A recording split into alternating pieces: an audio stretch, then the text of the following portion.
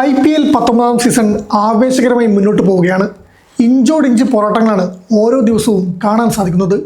ആർക്കും വ്യക്തമായ മുൻതൂക്കം അവകാശപ്പെടാൻ സാധിക്കാത്ത അവസ്ഥയാണ് ഇപ്പോഴുള്ളത്.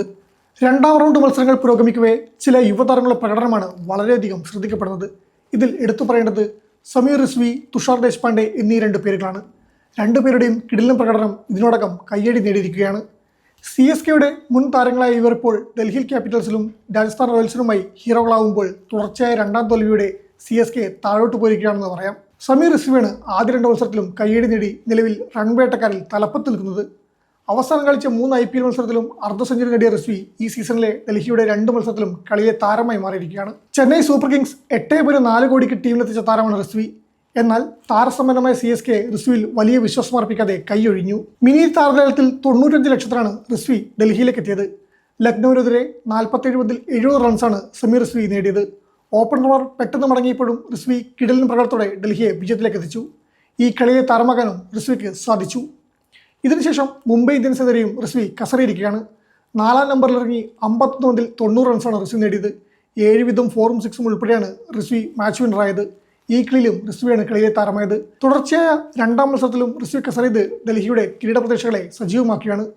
CSKയുടെ മധ്യനിരയിൽ മികച്ച പ്രകടനം നടത്താൻ താരങ്ങൾ പ്രയാസപ്പെടുമ്പോഴാണ് CSK കൈവിട്ട റിസ്വി ഡൽഹിക്കായി ശോഭിക്കുന്നത്. തുഷാർ ദേശ്പാണ്ഡെയാകട്ടെ ഗുജറാത്ത് ടൈറ്റൻസിനെതിരെ രാജസ്ഥാൻ റോയൽസിന്റെ മാച്ച് വിന്നറായി മാറിയിരിക്കുകയാണ്.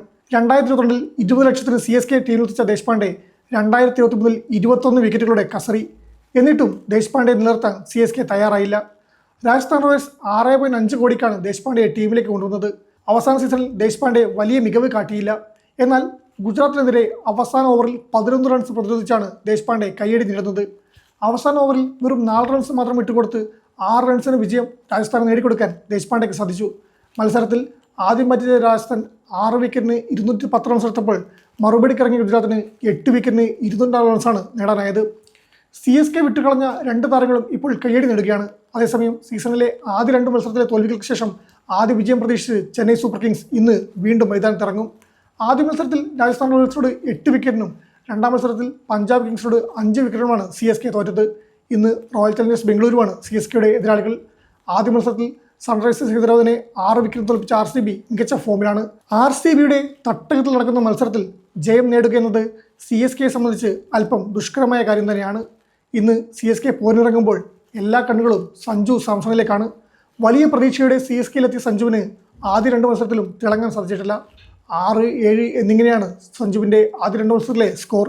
ഇന്ന് സഞ്ജുവിന് തകർപ്പൻ തിരിച്ചുവരവാണ് എല്ലാവരും പ്രതീക്ഷിക്കുന്നത്.